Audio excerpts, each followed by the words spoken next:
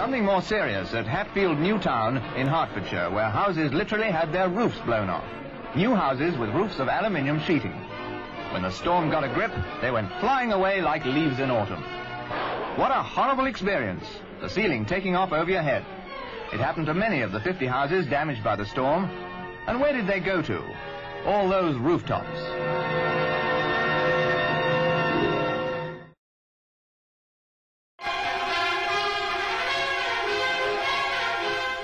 "47 roofless houses. A grim spectacle for the people of Hazel Grove in Hatfield, New Town, after a gale-swept night. Fierce winds raging through southern England have left a trail of havoc, but none so bad as here.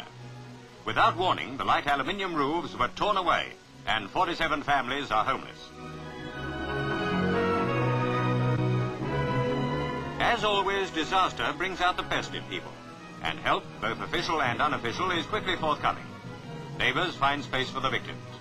But local opinion, led by their MP, Lord Van Neal, demands an inquiry into the design and craftsmanship of these post-war houses which failed to withstand the force of an English storm.